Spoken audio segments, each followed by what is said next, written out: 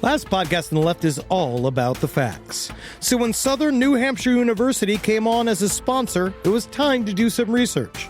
Turns out they offer more than 200 online degree programs, and get this, criminal justice and psychology are some of the most popular.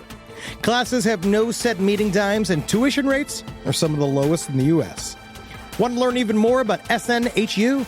Visit snhu.edu/last.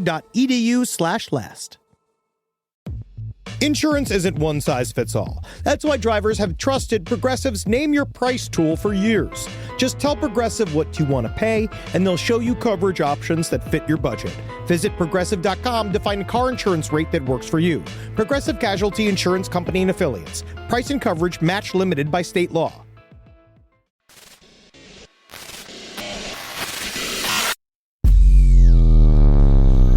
Primates listening, it is I, Numator 479. According to our studies of your puny mammalian race, we discovered you like very good coffee. And while it is our evolutionary purpose to cause you psychic torment, we want you awake and vivacious to give it. So try our new blend from Spring Hill Jack Coffee, Reptilian in the morning. Our proprietary blend of lightly roasted cacao husks will have you immediately energized upon emerging from the pain cloaca with all your slippery new eggs. Thanks, honey. Hot, I'm cold-blooded. Thanks to Spring Hill Jack and last podcast on the left, I'm ready to get out there and eat some babies. Get out of the way, Hillary Clinton. There's no place to escape to. This is the last podcast. On the left. Side stories? That's when the cannibalism started. Side stories. Yes.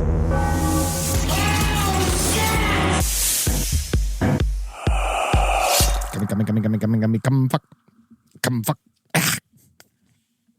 Just preparing. Just preparing? It's important. I was trained to speak.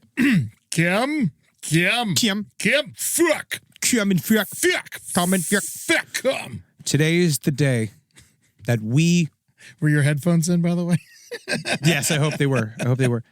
So today is the day after the day that this whole country came together, not 20 years ago. What are you doing, man? This is crazy. To watch a man by the name of... So many of us have talked to you. Marvin Heemeyer. A difficult man, yes. Was he fined by the U.S. government? And then he, in his most patriotic fashion, did he write paid to the order of cowards into it when he paid for his fines for not having a septic tank? Yes. I bet they fucking cashed it. Is that something we can learn from? Unfortunately, no. But the years Marvin Heemeyer spent... for not letting me overflow my shit container. That's a brave stance for a man to want to sit in his piles and piles of his own shit. Let me guess, unwived? No. Couldn't be wived if he wanted to. Marvin Heemeyer, 20 years ago on June 4th, the year 2004. People say terrorized. Some people say, alternatively celebrated the town of Granbury, Colorado, with what the SWAT team can only call his impregnable machine, the Killdozer. He did over $5 million in damage. I have been told. You would know it's between. It's big. It's a lot. Mm-hmm. It's a lot. He committed. He gave himself the oof inside of his own Killdozer. That means he shot himself in the by mouth. Putting his gun in his mouth. Yeah. In case people didn't know what Henry was talking about. And yes, he did not call. He did not murder anyone, but it's not like it was for lack of trying. I will say that. It was attempted murder for sure. He tried to kill a town. He tried to kill an entire town. But in the process of that, I'm just saying, but in the process of that, he taught us all that sometimes a reasonable person is driven to do unreasonable things. Yeah. That's all. Sometimes it's the only excuse you can give. Doze or be killed. Yes. Thank you, Eddie. Welcome to Side Stories. My name's Henry Zabrowski. I'm sitting here with Ed Larson. Yes. Brought to you by No Doze. They have yet to be brought on. Which is what you should do in Colorado. And what he was on. Yes, and we have yet to bring them on as a sponsor. And they seem to still be vaguely hesitant with our pitch of pairing No-Dose with the ironic celebration of the Killdozer. And they said that they're not ready for that, even though technically they almost killed Jesse Spano. Jesse Spano, No-Dose? You remember that? I'm so excited. Oh, was that No-Dose? I thought those were diet pills. Well, it's something. It was diet pills. We took a lot of No-Dose when we were kids. I did, I loved it. I was trying to get Henry to jam a Sudafed at him before the show today, but he wouldn't do it. No, because I have to go to sleep later on tonight. It's too late in the day. And I have just showed them how not cool I am anymore. All right. And I can't do this. I can't pull back the veil anymore, especially after we just came back. Trying to give Henry a Sudafed, and he's like, I couldn't possibly. I just have to go to sleep. I have to go to sleep tonight. Okay? It's a 24-hour active, powerful Sudafed. All right? Yes, my nose is running because there's seasonal allergies. Okay, I can't do this. We just came back from Contact in the Desert. You just you just sandbagged that by showing people how physically weak I am by having allergies. They're not supposed to know that. I was cured by the wall of flame of knowledge. I take Claritin every morning. It's fine. I know, but apparently, I don't know, buddy. I think you're weak now. So I went to Contact in the Desert. Myself to make myself stronger. Yes. But we just came back. We should not need this anymore. Yeah. We met many powerful healers at Contact in the Desert. Oh, yeah. You guys got to go check it out next year. Hopefully we'll be back. It seems I would love to go back. We did well enough. They were, it was illuminating. Did you know 9/11 was done by space lasers by aliens? Yeah, there was, we learned about that. I did not know that. I did God, it's so interesting. You go into one of these lectures because you think it's going to be so crazy, it's hilarious. And then you leave wanting to fight the person. That's called ufology. Welcome, Eddie. It's your first lesson. They did a good job. Contact in the Desert, they left one or two truly insane people left in there, which is great. I feel like it kind of has to be there. Of course. Even though I hated the man, I think that he should have been there. Yeah, of course. That was his right. It's Contact in the Desert is his home. He's supposed to go and do a stage show. This is completely real, where he plays on an electric guitar a song called The New American Anthem that was all talking about how Rudy Giuliani felled Building 7 in order to hide the evidence of the Jewish mafia. Yeah, that was one of the parts that bothered me. It was a big moment. And then when he set fire to the effigy of the World Trade Center with his own homemade 3D printed laser, that's when you got me back. Man, so I saw the Twin Towers on his display. His table, he was proud. And I went over to him because he defaced a bunch of our Hail Satan stickers. We had, guys, one of my favorite parts of the entire weekend. We developed an enemy. Each one of us, honestly. I didn't. You did not. People like everyone liked me. Well, because you know what it is about you? You're obviously neutral. Yeah. You did not. You were wearing several sports jerseys at Contact in the Desert. Yeah. I and gotta when represent. People were dressed up unironically as full Starfleet, they had Starfleet costumes on, walking around. They would only speak in character. It was wonderful. It was exactly what I wanted. Mm-hmm. But the truth is, everybody was looking for some kind of agitation. There were people getting up in people's faces. Rob had a weird enemy. Yeah. He had an old man who kept insinuating Rob was moving too fast. He was so insulted by Rob's youthful speed, and then haunted him the rest of the time. And then there was a man in a neon green hat, and me and him literally had a religious war over stickers between our two tables, and it was wonderful. I've never felt so edified.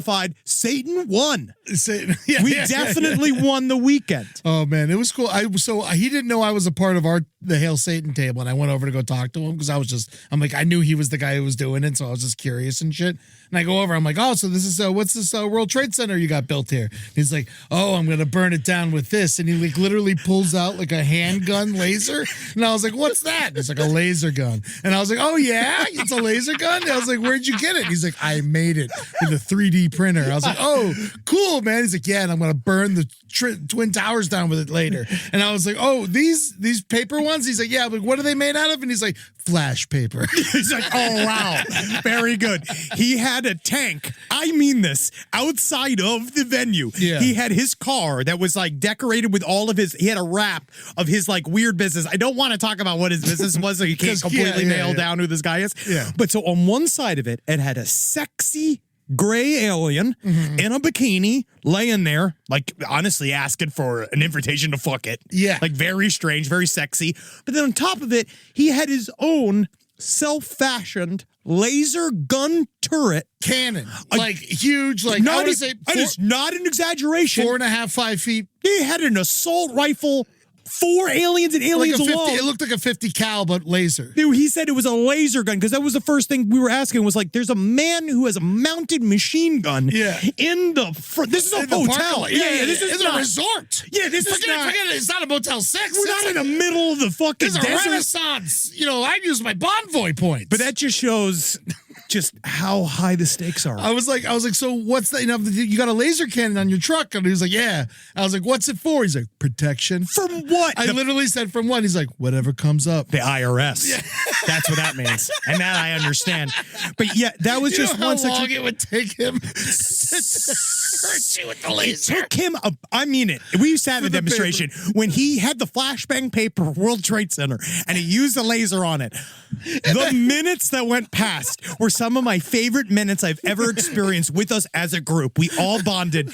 Every one of us were sitting in this room because people were taking it deadly seriously, sitting in silence. And we're all like, I'm trying not to laugh. Just going like, oh my God. Well, because he's just sitting there talking about how he learned calculus Click. too. Yeah, click, click, click. Yeah, because then he's the only person who's smart enough to reason with the aliens. He invented drones. He's missiles. a pilot. He invented certain types of missiles. He's psychic. He's a mathematician. Then he was like, do not ask me any math questions. He did. He said specifically at the end of it, he's like, you'll notice in my Q&A, because of my Abrahamic knowledge and how the Ashtaric diaries were downloaded into my brain, I can answer any question that you have. I have unlimited, omnipotent intelligence. But don't ask me to do multiplication. Because I cannot do it. It was just like, and we're all like, yeah. He was super funny. Remember not to, the audience member had to help him put out the fire. Oh my God, yeah, when the guy came up and the fire finally burnt fire, it's finally lit up. It's flashbang paper. And so he shot the laser at it for several minutes. I mean it. 2 minutes. I started filming it with my phone to try to get, and then I was told to put my phone down, but just to see how long it was. And just the first chunk of him struggling was 45 seconds. So it's like in silence in a conference room in the middle of the afternoon, there is nothing like that silence. And so we're sitting there. Yeah. So while he's doing it, and then it finally catches fire and then he can't put it out because remember it also started late because they were like, oh, apparently he's got a lot of props. All the volunteers came out. They were like, no, unfortunately, he asked us to go find a flame-resistant table. We're like, what? So the thing bursts into flames, and then he can't put it out. And then 2 guys rush up from the audience, and they're all like, patting the World Trade Center. Poured his coffee on it. That's right. He poured it all over the burning Trade Center. Oh, God. The best time. Our panel was great. You met Russell Targ. All right, so this is also one of my favorite. This is another good story. So everybody was really patient with us. I went around and I talked to everybody. There's a lot of people that we were told to stay away from that were actually extremely friendly and ended up being fine. We're going to have a bunch of interviews that are coming out of this that I think that are legit good. I got to meet Dave Foley. Yeah. I can't believe it. We got to do an entire podcast with Dave Foley. He was fucking amazing. So much fun. So funny. I can't wait to have people hear that. It really was an amazing trip and we can't wait to go back. But so one of my main missions was to meet Russell Targ. And for those of you that don't remember, Russell Targ was a part of Project Stargate. And he was the part of the, essentially the lead researcher and head of what was Project Stargate, which was our psychic spy program that we had made. It's the book The Men Who Stare at Goats is based off of this whole story. That was one thing Russell Targ did. But the number one thing that Russell Targ did that I was trying to get in touch with him was that he was one of the OG OT8s that worked with LRH. He was a guy that was hand-trained by LRH. He also then he worked for NIDS for Robert Bigelow. He worked on the Skinwalker Ranch. He also then worked for Project Stargate Stargate. He also then got purchased by Tom DeLonge to work to the Stars Academy. And I was ready, right? Because I was told that he wasn't doing interviews. Excited. I was so excited. I rarely see you nervous. I wanted to talk to him. I was just like, I know that I wasn't allowed to corner him, but I just thought like maybe if I go and like you bought a book. Yeah, and hung out, like maybe he'll tell me something because like I just wanted to ask questions about L. Ron Hubbard. And as we were talking, so of course, like everybody at the festival, which was really nice to feel at home, it's the info dump capital of the face of the planet. There was more people info dumping in other people's faces. I felt really at home as a person with ADHD/OCD, whatever I have. Yeah. But it's nice to watch a lot of people yell at each other unironically. And so I was doing the same thing to Russell Targ. I walked up. First thing I started being like, I've been following your work a long time. I work for a thing called Last Podcast on the Left. We have a pretty far reach. I've actually talked about your work for years and years and years. I've read your diagram about remote viewing. I know that you teach it. And I was like learning up to do it. And then finally, as I'm talking about it, he's staring there like, let's just say he didn't look 100% fresh, right? But I was like, oh, but this is OT8. Right. This is a guy that technically, according to L. Ron Hubbard, he can fly. He's definitely not gay. Oh, he's 90. He's 90. He's a rough shot. He's an old 90. Yeah. He's an old 90. And so he was like, this is a man that literally should be able to walk through walls. He should have psychic powers beyond all belief. And he's sitting there. He's sort of looking at me. I'm talking. And finally his handler stops me dead sentence. He's like, who should he make out the book to? And I was like, Henry. And he's like, his name is Henry. If you could. And he's like, it's like, his Henry. H-E, like screaming in his face, like 3 inches from his face. And I was like, okay, this is. We definitely had to pay in cash. Oh, yes. They wouldn't accept card. Totally fine with it. Yeah. Fine with my experience. I'm going to take a picture of the signature and I'll show you guys because it's rough. But yeah, Russell Targ, what a special angel. And we're going to miss him. Man, in 5 weeks. I wonder who's going to live longer, Rambo or Russell Targ. Rambo's looking great. Rambo's looking great. Saw Travis Walton. Yeah. He is also tired, but wonderful. I loved him. He's great. I saw his speech. You missed that one. Yes. I went and saw him. He was great. I didn't realize like the logging community like that he was in, how much they were all kind of crazy. I love this. I love how Eddie gets introduced to little factoids.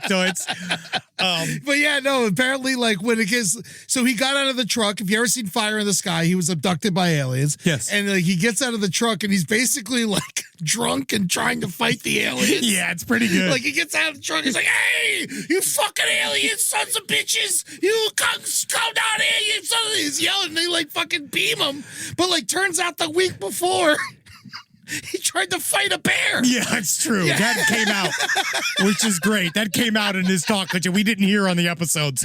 Apparently, he'd been pretty aggressive with non-human entities for a long time. Jumping out of trucks trying to fight Yes. random shit forever. He's fucking nuts. And then he claimed that the aliens, they brought him up after they kicked the shit out of him. They healed him. Yeah. And he hadn't been sick since. But we know he wasn't feeling well last week. We know that he wasn't available to communicate, because we were trying to get an interview with him, but we couldn't hear back. And there was a lot of people that were worried.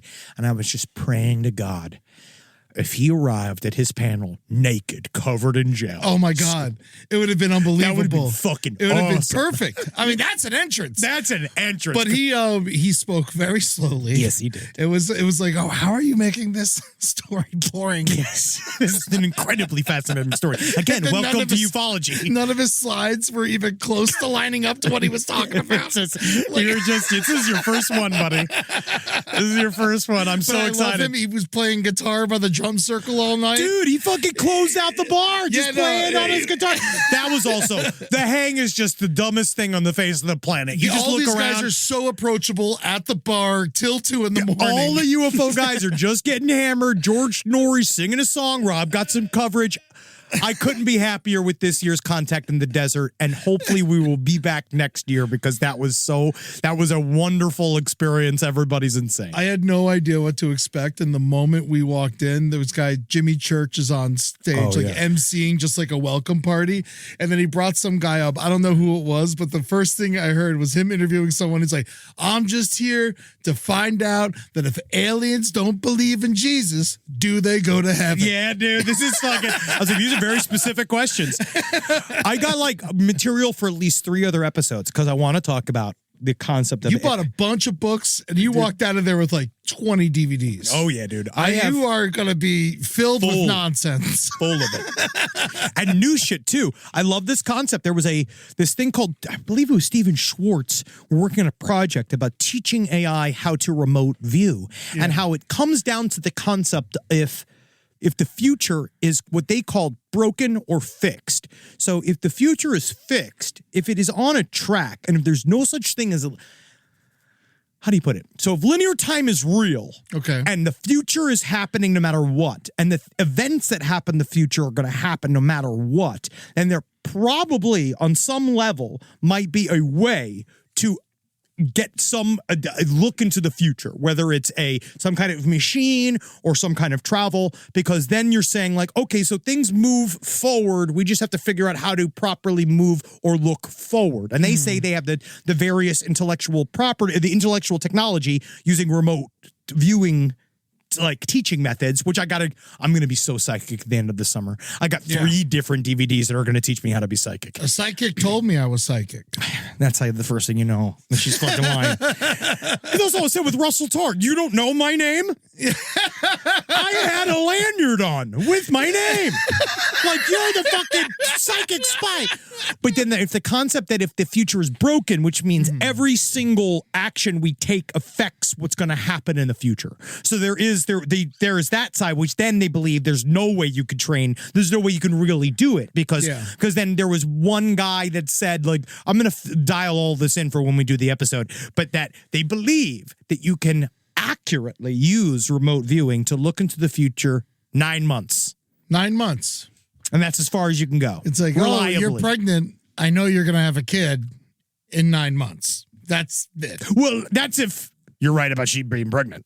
You better be. If you're just guessing as a psychic. That's right. In 9 months. It's hard to know. Yeah, you would know, I guess. Today's the day.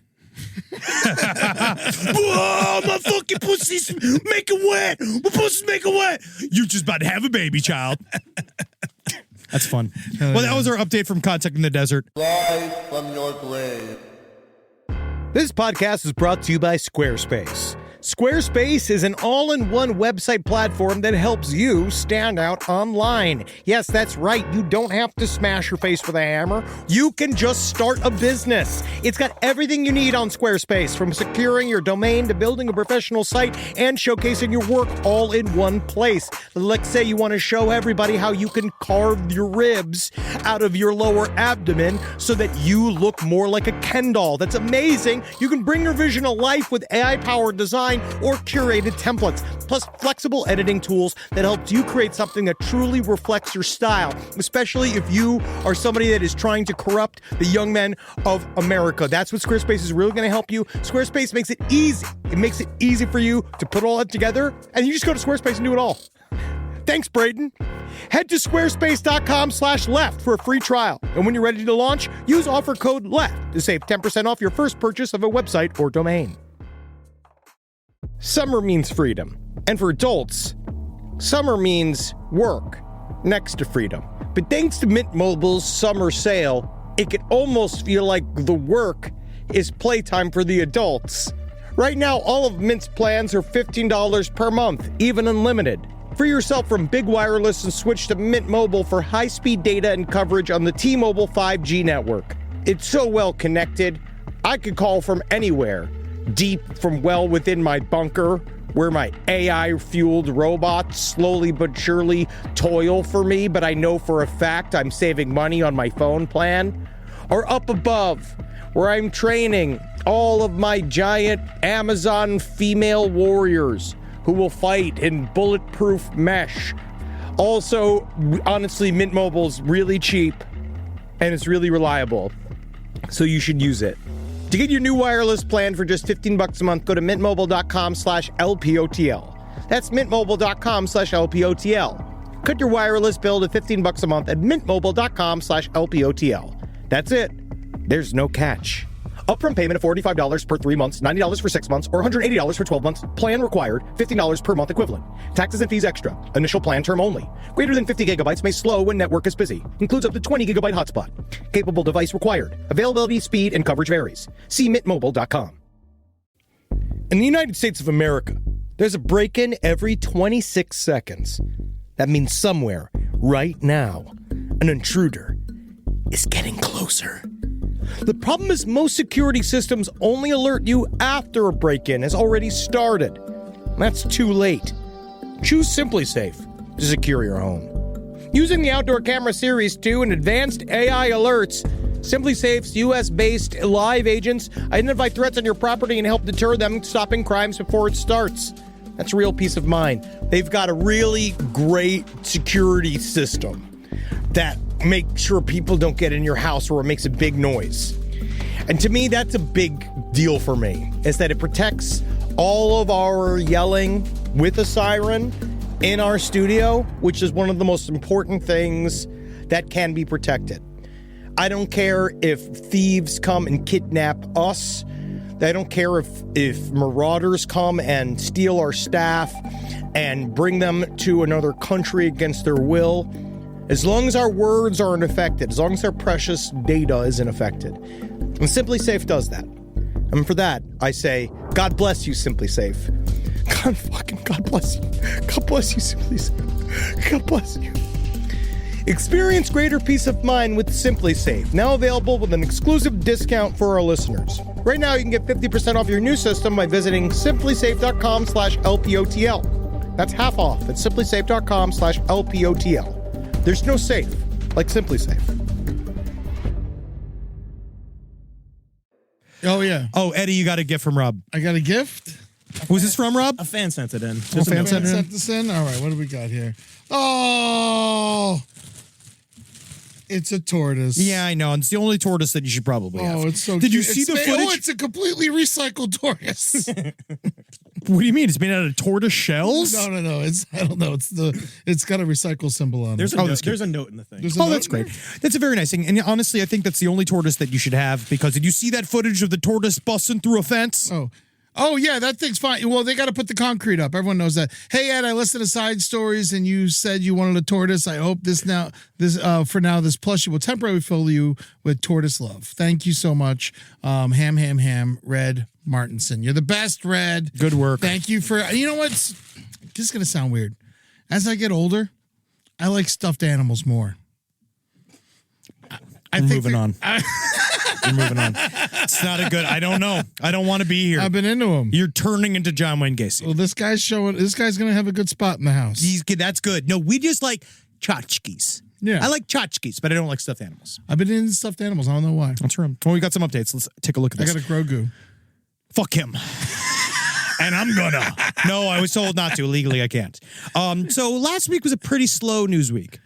So a lot of stuff didn't happen. So there's really not a heck of a lot to talk about. Oh, that's wrong. Chad Daybell was found guilty and sentenced to death. That guy, done. Boom. Bye. He's not gonna get anywhere. He might appeal. I don't think anything's going to happen. No, he's I'm fucked. sad that Lori Vallow, it's not happening to her too, but I'm also, honestly, I am against the death penalty. Yes. I'm against the death penalty as the whole, so I don't know if the feeling is that I am happy, but it's more just I'm glad that the story is over. I am glad that the grandparents of JJ and Tylee feel they have some form of closure, and fuck him. And I hope that, I can't wait for him to go to jail forever, and he can appeal and appeal and appeal, and that's great.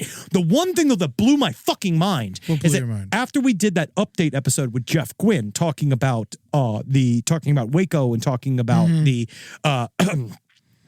Dave Koresh, I really do think, so you're not fully caught up to date with Chad Daybell and Lori Vallow. They are two doomsday cultists that killed, basically they created a whole D&D world Oh. where they created soul points of light and dark, and they made people were light, and then they go dark, and then Oh, I they just turn thought he into. killed his ex-wife's new family. You see, you're saying it as like it's just a normal crime, which is what happened. You're just saying like a thing that's the thing that happened. Yeah. They said that the kids and all the people that died turned into soulless zombies, and they had to kill their bodies to save their souls. So that was the idea. But then, of course, not. They just went to go fuck. It's the first time Chad Daybell had ever gotten a blowjob. He got it from Lori Vallow, who is in what we've said before. She's in Idaho 11. So he was so excited to meet it. It blew his mind. Didn't know, actually, in the end, weirdly, that his first wife was also in the cult a little bit. And then she got found out that she wasn't going to be wife to the prophet pretty soon, which is why she was murdered. Everybody else was murdered. They're all going to jail. Fuck them. But I do wish that they stayed alive. I'm mad that they're getting the death penalty. But I have a concept now. But only one guy got the death penalty. Only one. Chad. But the thing I'm realizing now is that you're watching both of them have the way one of the big pieces of evidence in the trial was Chad Daybell talking on the phone to Lori Vallow in quote unquote code. And they kept talking about the blueprints for their so-called contracting job and that they were waiting for these blueprints to come through. And she kept saying stuff like, you said this job was only going to be this amount of time. And you only said that this job would get us maybe have a 3% chance of us getting into trouble. But now you're saying he's just still like, it's all going to the plan. Just follow the blueprint. And I'm realizing what that meant. Jeff Gwynne was talking about how David Koresh, one theory he had that is fascinating, is that the fires inside of the compound at Waco were set as like utterly. This is a tertiary. It's sort of like it is a full-on capital T theory. So because what Jeff Gwynne was broken down, there was three different things it could possibly be. Yeah. One was that the fires were accidentally started or purposely started by the ATF. Right, that happened during that. Number two, they were purposely started by the Branch Davidians to fuck themselves up in a suicide, basically in a suicide move. Right. Well, he was probably dying anyway. That's what they're saying, that they were coming in, and this is it. This is the time to go.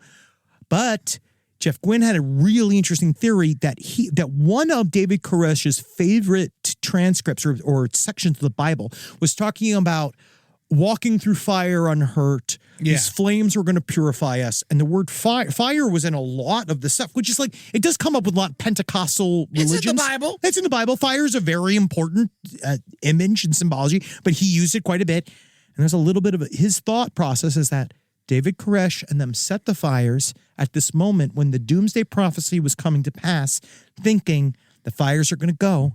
We're just going to walk through the flames and we're not going to be hurt. And so there's a little part of me that thinks that Chad Daybell and Lori Vallow still have this thought that God's going to spring us out. It's all going to happen. All of the catastrophes that Satan's supposed to bring are going to happen, and they're just going to be raptured out of jail because they're the bosses. They're going to be Aryans in an hour. They are going to be fucking. Lori Vallow is going to be fucking selling her own version of like a jade pussy egg soon from jail. So good riddance. Bye bye. Next one. Robert Pickton. Dead. See you later. Jesus fucking Christ. Also happened. It is not our fault. Side Stories records on Tuesday. This is the schedule. Yes, I understand. Big news does come out on Wednesday. For the sake of fucking Christ. It's just fucking one thing happened. Just when it doesn't matter. I know. I'm not going to bitch. All right, it just happens. Yeah, right? Picton, why couldn't you die on Tuesday, you pussy? That's what I needed from you, dude. You fucking rat-faced bitch. You could have done one thing for this world. One thing is to give me the conclusion to the story on the minute that I needed it. But he's fucking dead. He got a broom up the nose, which you got to remember that people were asking how is that possible. It's because the broom was sharpened. It was sharpened, yeah. And then, you know, enough force, it works. Oh, you just jam it up in there, man. Yeah, it gets up in. You'd be surprised what I could do with a spoon. Get me angry enough? Yeah. Good pud coming back soon. Yep. And also, Trump got arrested. And the other guy died. Which guy? The slingshot guy died. One of the, honestly, truly where I want to really focus on is that we talked about a local, again, probably similar. Prince King. Similar to Marvin Heemeyer. A man that He's a local hero. This is a local hero. He was terrorizing Azusa, California with a slingshot. Mm-hmm. We covered him last week, and he was 81 years old. 81. Irregular fart Simpson. He wasn't Fart Simpson. I don't actually. He's actually extremely lucky again that he didn't kill anybody, but he was doing it all from his backyard. Yeah. Which is kind of hilarious. Like the idea of sitting in your backyard and just shooting it. Obviously, it's a crime. I'm just saying, like in the most innocent way fashion. Yeah, it's a fucking crime. But it's like him firing him off into the sky just from a seat in his fucking backyard. I totally understand the feeling. My drunkest days, I'd light up a Roman candle and just walk outside and shoot it. Yeah, but a Roman candle's fun. So you saying slingshots aren't fun? Well, he made them not fun, but unfortunately, I guess he was bad. So he pleaded not guilty Tuesday to several counts of vandalism and was released on his own recognizance. He was ordered to stay 200 yards away from affected homes and not contact any alleged victims. He was in his own house, so he wasn't even, don't worry, he didn't want to visit his neighbors. Yeah. Because he was just attacking them. He looks like a man. That would hold a one-man war against a neighborhood. Because I didn't get the picture of him the last time, but that definitely looks like a reasonable man driven to do unreasonable things, quote unquote. Yeah. Oh, he does difficult look. He man. does look like a nasty son of a bitch. Yeah, he looks like a difficult man. I didn't see his face. I didn't get to judge him. Judge him with like a piece of shit. Yeah, I mean, he had a lot of problems. He's got, of course, whatever. Attorney said that he suffered from a number of medical ailments, including a heart condition and nerve issues in his legs and his back, which is obviously why he wasn't jumping over the fence. He was allowed to go home and pick up medications. Isn't that nice? And then he just fucking died. Yeah. And you know why That's that is stressful. You know why he died? You know what I'm going to put it this way? The slingshot was keeping him alive. Oh, yeah. My dad smokes 3 packs of cigarettes a day. If someone takes his cigarettes today, he's gone. That is literally what a doctor said to me, which is not true. I don't think that's true. But the doctor was like, if you take, it's a Florida doctor. So the Florida literally was like, cigarettes is his whole life. If you take away his life, then what else is he going to do? It's like, not smoke cigarettes. Yeah. But yeah. But the withdrawals would be pretty tough on him if he stopped. That's the thing. I don't know if he can make it through the withdrawals. Yeah. And so think about this. How dependent this man came upon his slingshot as a way to engage. Yeah, blow off some steam. That was his way of getting out there. And I just... Do you think he even knew that he was actually doing any harm? Yeah. Yes. I think satire aside, I do think that he was a huge fucking asshole, right? But I understand the impulse, because you just don't, but I don't want to hurt people that don't deserve to get hurt. Yeah. My revenge is exact. Let's move on. The last update is the orcas. Turns out it's not malicious. No. Well, it's not malicious. Well, they're playing. They think that they're playing. They are playing. They think that orcas have developed a game where they're destroying don't like the game. We don't like the game that they're but playing. they are playing a game. They're very similar to Prince. And they're saying... From Azusa. They're very similar to this idea of the slingshot guys. They're like, oh, this is funny for us. Yeah. But they're killing people. But, they get nobody cares. They haven't killed anybody. Have killed anybody? No, they just sinking boats. That's it. Everyone's lived. No one's been killed. Do we know that for sure? Yes, I know that for sure. No one has ever been killed in the wild by an orca. Only in captivity. What? Yeah. Really? Yeah. They're not violent. I thought they're called towards humans. They kill the fuck out of some other things. And they love trends. That's the other thing. Orcas love trends. And so this is like a trend that they're doing by ripping apart these boats. Weird. Like TikTok. Yeah, exactly. And then so they're saying that this trend will actually wow. There are no documented reports of wild orcas killing humans. Yeah. Wow. Yeah, isn't that crazy? But anyway, so they're saying that there's a trend that these orcas are doing. That's why it's only in Europe. And so they'll eventually get bored of it and stop doing it. And it's only done by teenage orcas. Yeah, they said it's older ones won't do it. That's fascinating. Yeah, and they know that orcas like trends and there's like more popular ones because they found there was this one orca that started wearing salmon on her head like a hat. And then all of her friends started doing it too. And then eventually after a couple of years, they stopped. Whoa, like Pogs. Yeah. Wow. That's crazy. Whoa, yeah, it does have a salmon on its head. Yeah. What? Yeah. So they just got things with salmons on their heads. Yeah, it's like a hat. It's an orca hat. What? They don't have access to hats like we do. They don't got heads. That one's got it, though. Yeah. Whoa, he's got a salmon on his head. Yeah, they put salmon on their heads. That's fascinating. Whoa. Well, they found one. They usually, that trend ended, but they did spot one recently.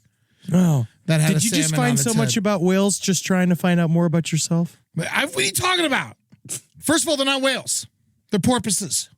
Okay? So go fuck yourself. Killer whale is a fucking racist stigma. They're orcas. Hey, this is your fight.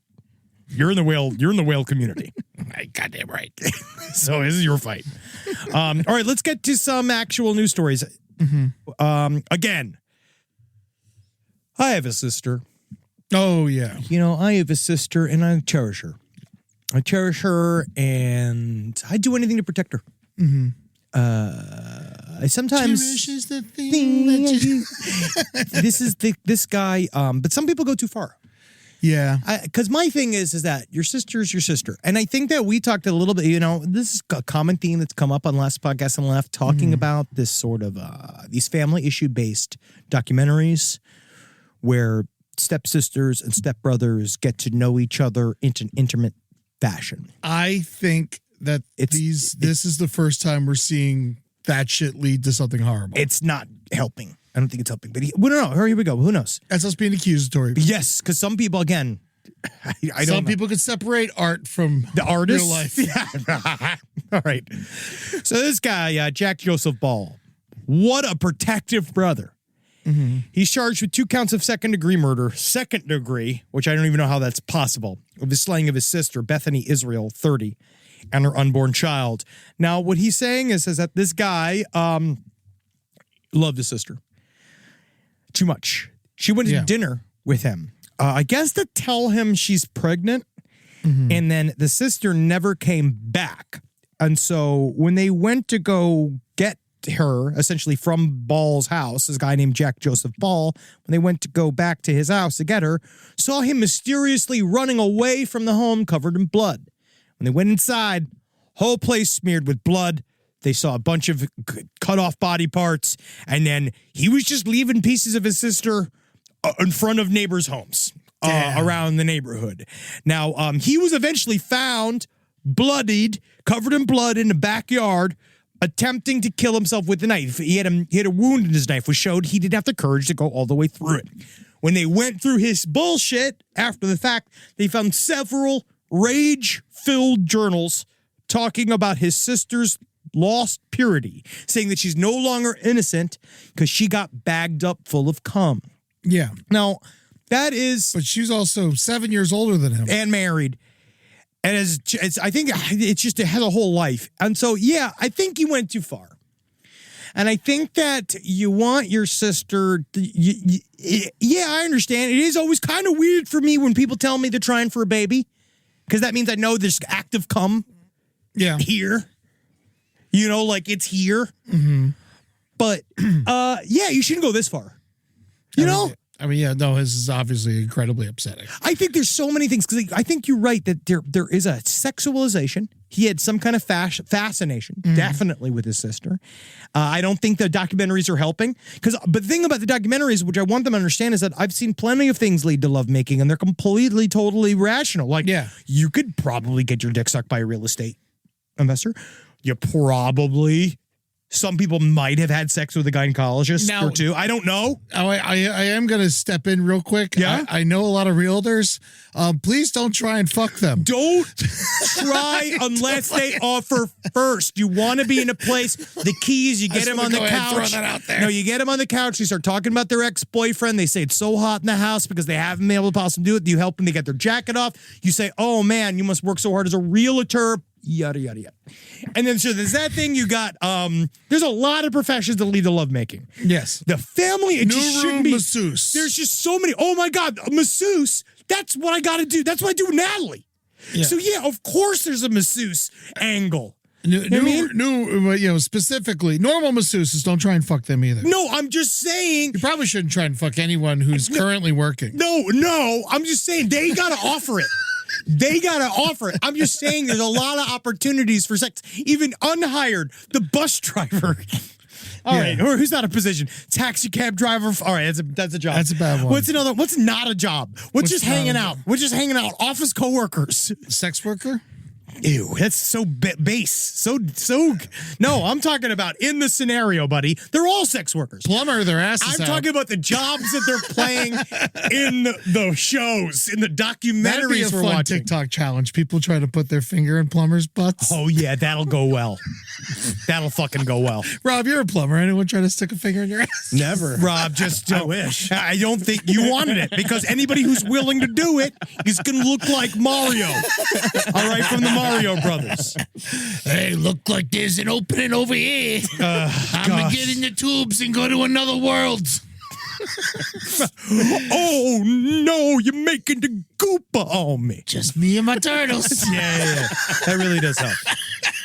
You know what? Honestly, leave all of the people that come in your home to work alone. Again, let them offer sex. If you want it, there should be you should wear like a lanyard. It's like home workers, it's okay to fuck. Home workers, it's okay to fuck me. Dude, Postmates has totally ruined people fucking pizza boys. Yes, that's what I was saying. Pizza Boys is another great example. I know, but they don't exist anymore because of fucking Postmates. There's still just people you can call. We Just for don't. pizza? For a lot of places. Yeah, you can call the place directly? Yeah, you can still do that if I wanted to. I just But don't. they don't have a guy who works there anymore doing deliveries. Old school pizza guys do. You think so? Yeah. All right. We'll try That's me. this. That's my opinion, but I mean, some people may question it. But I feel like when it comes down to delivery pizzas, I'm like, no, I don't know too about it. Rise from your grave. So a lot of people super worried about investing. I understand. Money's fake. And you're like, why can't I just pull all my money out of the bank, turn it into like essentially smelted precious metals, place them up inside of my anal cavity in order to get across the various country lines? I understand you. I'm with you. I'm like you. But things like Acorn showed me it's okay to invest. Give your money a chance to grow with financial wellness app Acorns. Sign up in minutes and start automatically investing your spare money, whether it's a little or it's a lot, especially if it's a little. And the Acorns potential screen will show you the power of compounding and how your money can grow over time. I'm actually not joking here. Investing money as early as you can is super important. I heard early on a piece of advice that said it's not how much you put in the market, it's how long you are in the market for. All right, so go and do it. Sign up now and Acorns will boost your new account with a $5 bonus investment.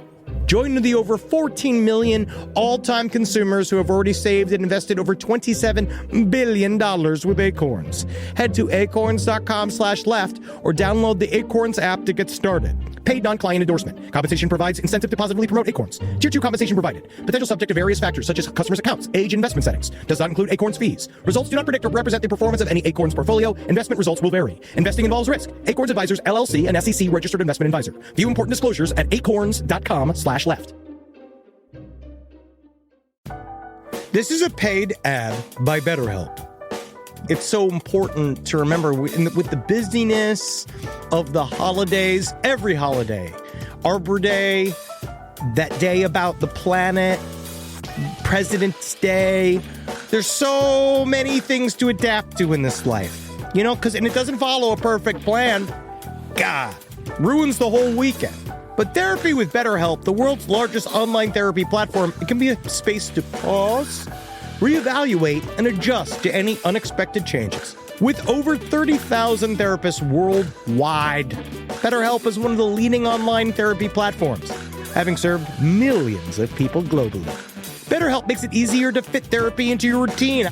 You're in good hands, too. BetterHelp therapists have at least 3 years and 1,000 hours of hands-on experience, and hold all required education, training, and certifications. It's easy to do, and the help is better over there. You don't have to navigate life's changes alone. Sign up and get 10% off at betterhelp.com/lastpod. That's betterhelp.com/lastpod. Most of us picked a bank at 16 and never looked back. Sound familiar? That's where Chime comes in. They're not like traditional old banks who charge fees and gatekeep perks and rewards. Chime offers the most rewarding, fee-free banking, all with no overdraft fees, no monthly fees, no minimum balance fees. You get 5% cash back on Chime Card in a category of choice, like gas or groceries, all while building credit through regular, everyday spending with no credit check. And you can also grow your money faster with a savings rate that's 9 times the national average. Join the millions who are already banking fee-free with America's #1 choice for banking.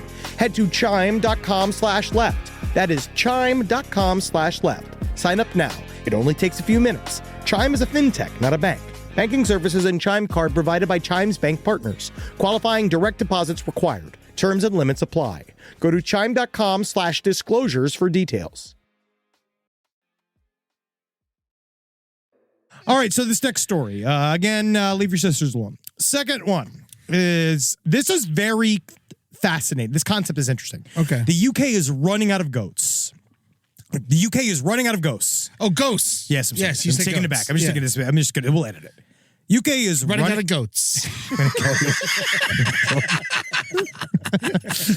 The UK is running out of ghosts.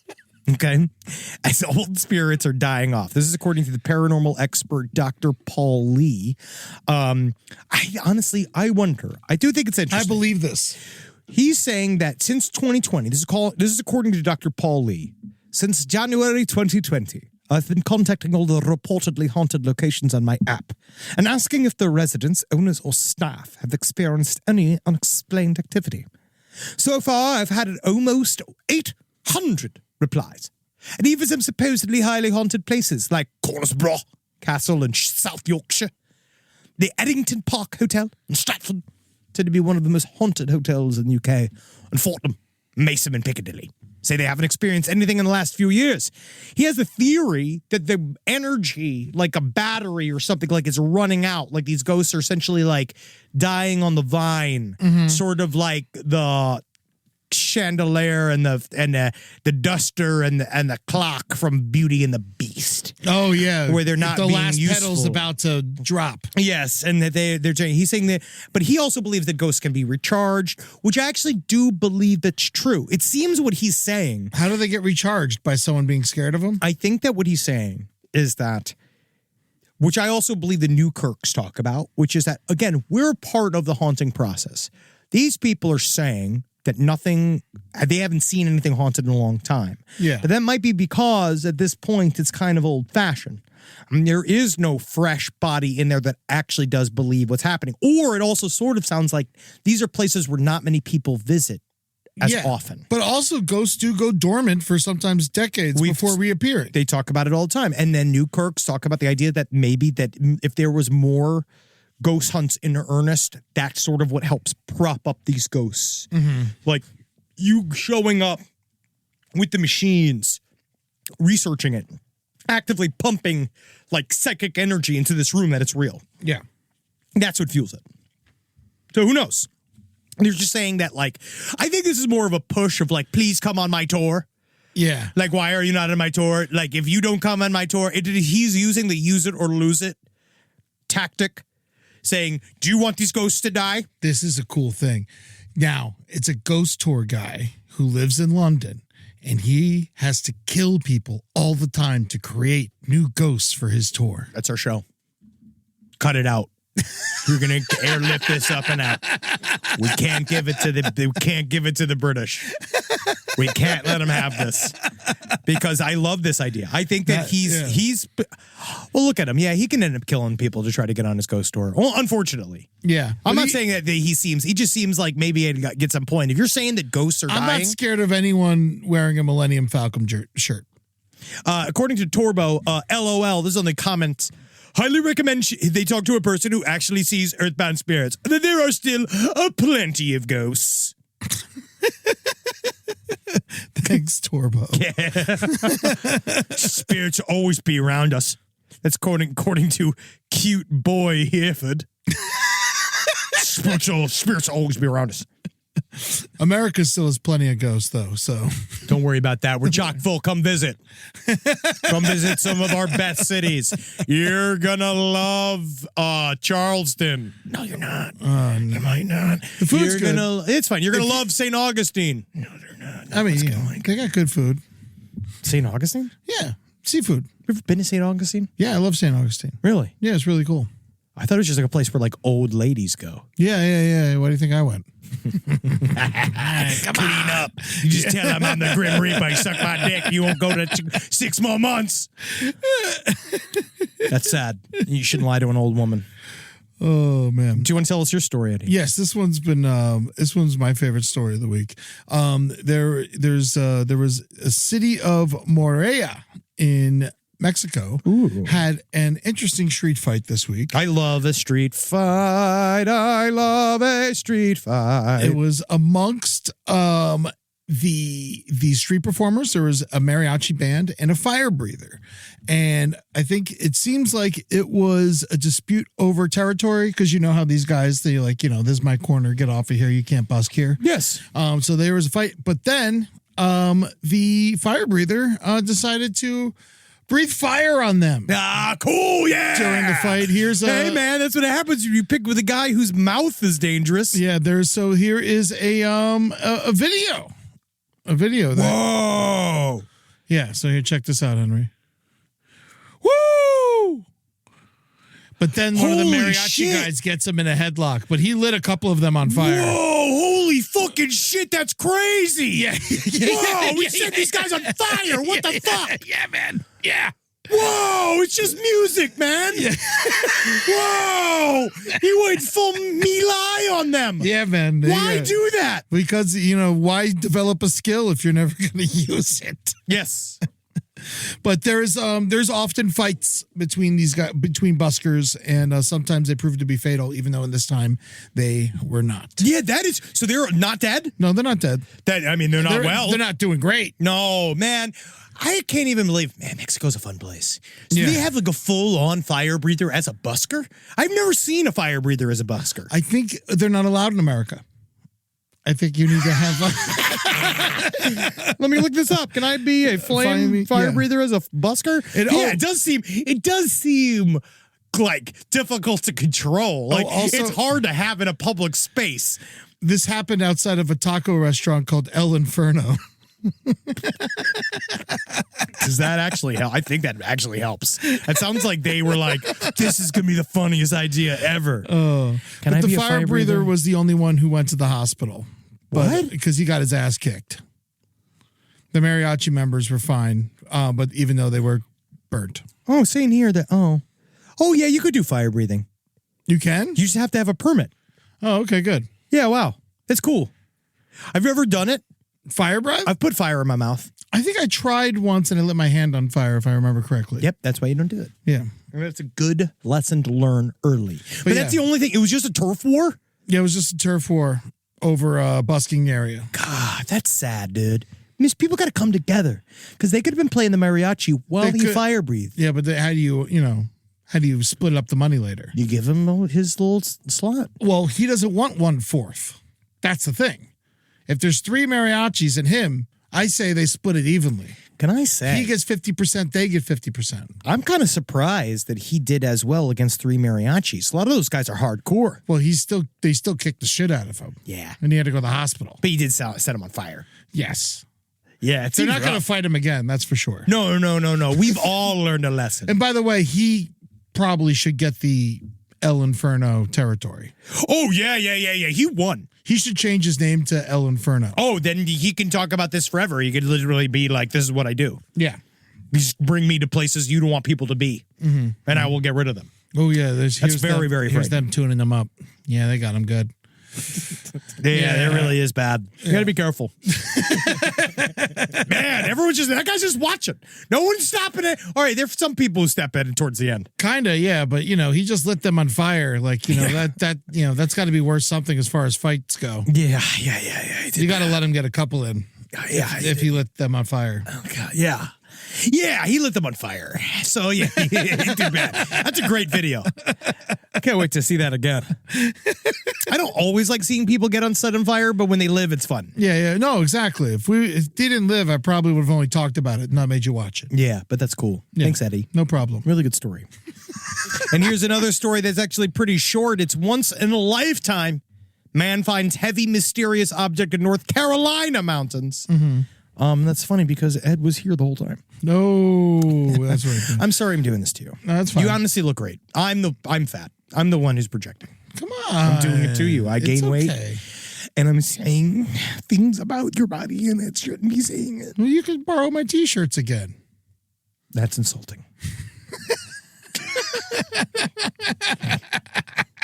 That's insulting. So in a surprising turn of events, a North Carolina man has found himself at the center of a local mystery after discovering an unusual object that some people believe may have originated from outer space. I don't think there's any way it came from outer space. No, absolutely not. But it is mysterious. It's definitely mysterious. But, Yes, because according to Clounce, he said that now Justin Clounce, that's the man who found it, right? And I'm just shocked as to what it was. He says, in each once in a lifetime, you know, it don't happen every day, which I don't really know what that means. Yeah. So him and his co-workers stumbled upon the object along a remote trail in Canton.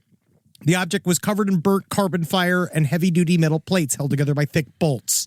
The only way to describe it is that it looks like a prop. It looks like something's from the outside of a set, or it looks like something that would go on the chariot of something. It's got like soot on it. It sort of looks like a bunch of bullshit was burnt on top of it, but it just looks like it's art directed. Yeah. It has giant lug nuts on it. It looks like a steampunk door to an evil train. Yeah, I don't think aliens have bolts. They don't. Actually, every single time you see a UFO, one of the main things they talk about is how they are seamless for the most part. So this is so they just found this very heavy. It's got like a 2 to 3 inch piece of metal. It's this giant 2 to 3 inch piece of steel. It's several hundred pounds. This guy Clounce, he said, "No, we don't know what it is. We just know it's not from up there." The object was so large they had to pull it out with his truck. Oh no, with his lawnmower. Yeah, with his lawnmower. Yeah, they pulled it out with his riding mower. Yeah. And so he's like, "You wouldn't even believe there's 1 million chance I'd even find it. All right, because it landed near the trail, and if it hadn't, I wouldn't have seen it." But it didn't land there because none of the trees were fucked up, or there was no burn marks or anything. Yes, so. there were no signs of fire or damage. I looked up in the trees, according to Clounce, and it just landed perfectly in the trail and through an opening in the woods. Yeah. It's just a big, heavy object. It's just a big weird thing. Looks weird like thing. Someone was testing how to use these bolts through different materials. Did you ever see the back in the day where someone was doing the metal obelisks? There was an art project where people things that look like from 2001. They were hiding these obelisks and difficult to get to places, and people were finding them on Google Maps and Google Earth and shit like that. I'm gonna stop you real quick. What's an obelisk?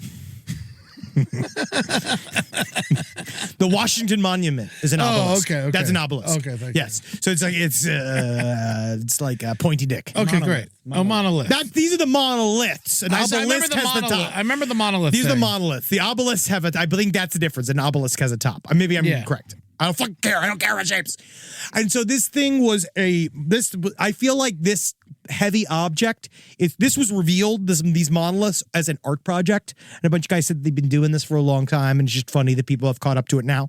And so I feel like someone's going to come out in the next 2 days and say what this is. You think so? Yeah, I think that this is going to be, I think there's going to have an unfortunately extremely prosaic answer to what this is. Yeah, why would it be all the way out in the middle of the woods? Because people fuck around everywhere. It's on a trail. It seems like it was just trash. It was just on a trail. Yeah. So, I don't know. Well, I'm glad they got rid of it so nobody trips. It's big. Also, what are we going to do now? Oh, look at it now. Who's looking at it now?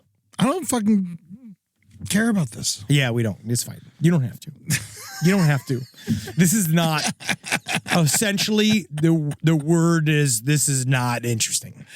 But at the same time, it is in many ways for this. It's amazing what news finds you. Yes. Because it's like some dude found a piece of metal in the woods in North Carolina. It got to and me. now it made it to this show. Yes. Yep. Oh, yes. Yeah, I'm done. Any mail we want to get to Yeah, let's look at some mail. All right, so we got a lot of feedback on the meat? on the meat. Yeah. So we had a bunch of things. Obviously, last week I was having fun with it, and I said throw meat everywhere. Yeah. And it's apparently it is litter. Food waste is litter.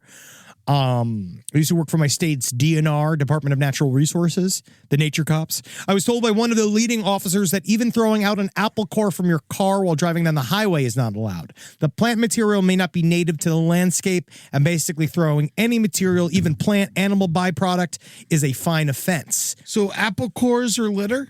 Is that what we're trying That's to what say? they're saying. Anything that is not totally not foreign to the environment. All right. So how about this? How about an orange peel in an orange grove? Is that litter? Buddy, we're What headed about an here. apple core You're saying and a an bunch of apple stuff. orchard? I have no fucking idea, buddy. I have no idea. Yeah. All right, and that's what I'm going to do from now on. I'm bringing little baggies with me. Yeah. And I'm tying them in my belt. I'm going to be covered Well, in now trash. you're wasting plastic. I don't fuck the plastic. All right, it's too late. It's one or the other. I'll hold on to the apple cores with my two hands. I'll walk back and forth. I'll wait till. Can we dump them in the ocean? Apple cores? Yeah, absolutely. Now everyone's saying no. Absolutely toss apple core in the ocean. Fuck this. I don't want to talk about this You anymore. get up a handful of apple cores, you start throwing them at deer. I'm already mad. Now, here is literally probably the best explanation we received. Mm-hmm. Now, we did get people said straight up that the HVAC theory does hold weight. Yeah, of They're course. saying that HVAC company might have done something like this with some giant walk-in fridge that failed, right? They went and they dumped it out somewhere in the middle of nowhere. But this, I think, is actually very interesting. I was listening to this week's episode about the piles of meat left on the side of the road. I wish this wasn't my area of expertise, but here we go. My dad's entire livelihood has always been based on collecting and distributing stolen meats off the back of trucks. From hearing this story, it seems like a deal went bad, where the police were onto those operating this quote-unquote business. Whenever meat is stolen from the back of trucks, the first job is always to remove all packaging, making it impossible to identify where it came from. From there, it can be repackaged or sold, however, to whoever the fuck buys stolen meats. So I'm guessing someone had a large amount of stolen meat and needed to get rid of it quickly, and that's why it was dumped. Something similar actually happened to my dad a couple of years ago. I returned home from work one day to find him at my house with dozens of frozen hams outside of their packaging. He wanted to use my dogs as a disposal method. Safe to say, I said no. So don't worry, dads can be pieces of shit. Those poor dogs. But They didn't get the ham. I still want to hear now. Now I am so hard for a proper meat heist movie. We got to do It it. hasn't happened. The idea of a meat heist is such a fun idea. This whole thing, obviously, there's mafia people getting hurt or whatever. You definitely need an HVAC guy. Very much so. Need an HVAC guy, truck guy, Yeah. and then the guy who's got the meat. Instead of Ocean's 11, it could be Obese 11. We're working on the title. We'll get to it. Let me do this one last story. All right. It's a poltergeist. When I was 8 years old, I experienced a poltergeist.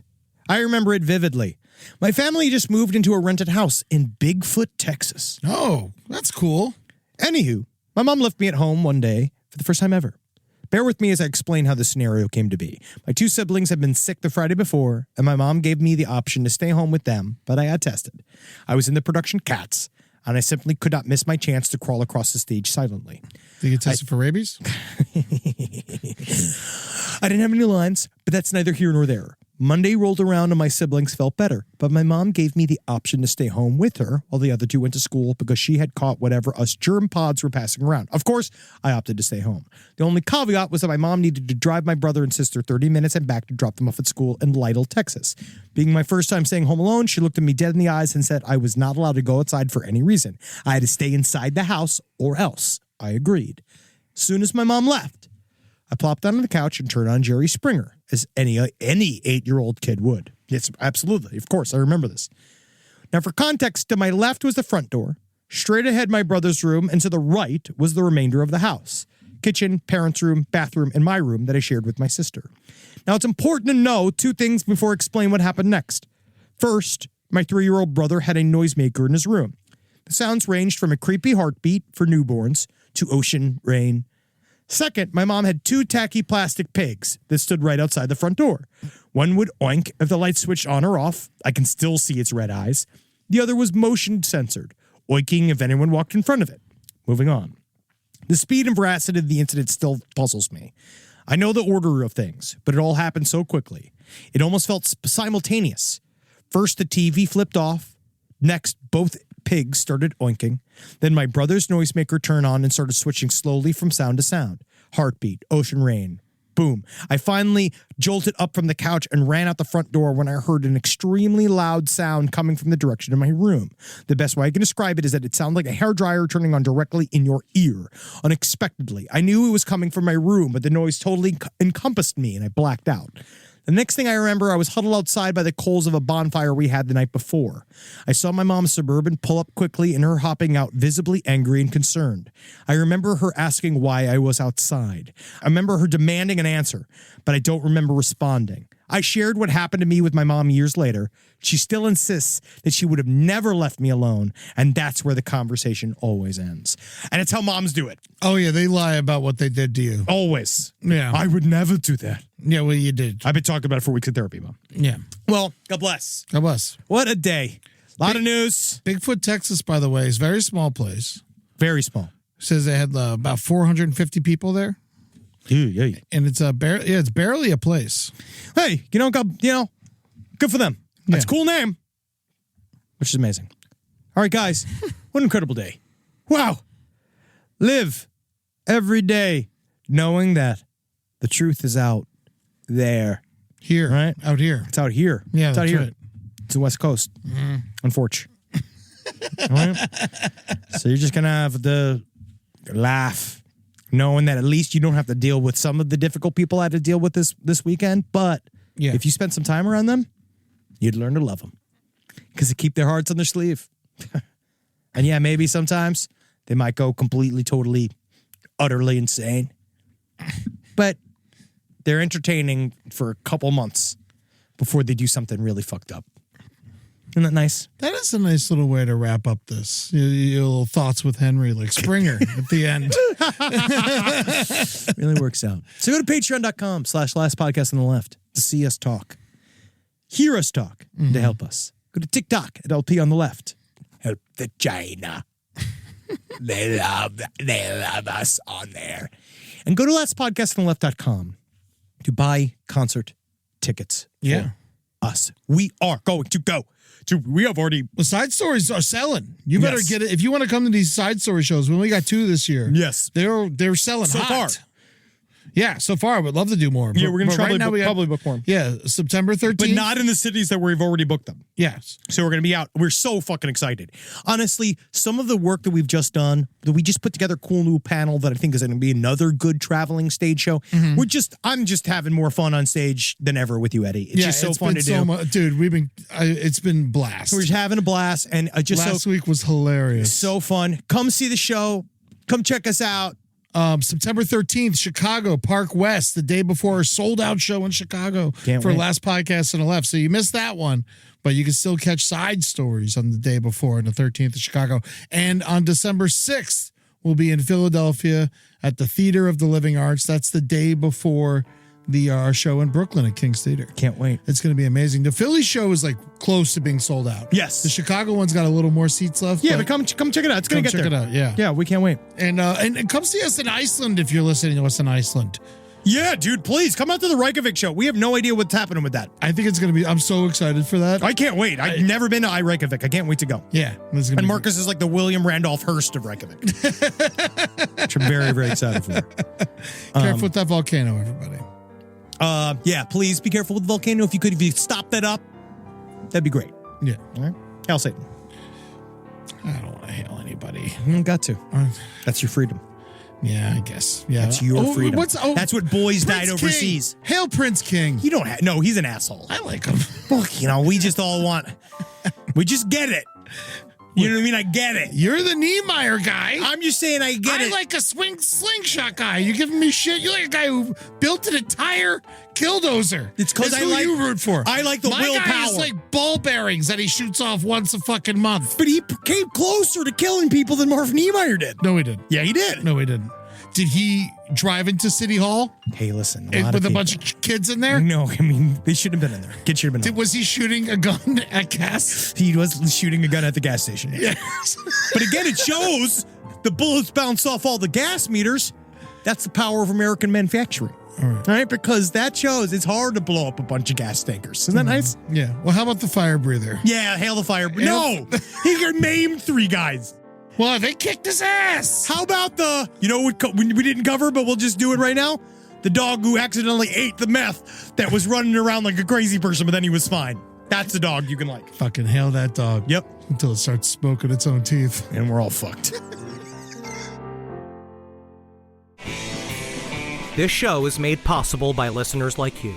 Thanks to our ad sponsors, you can support our shows by supporting them. For more shows like the one you just listened to, go to lastpodcastnetwork.com.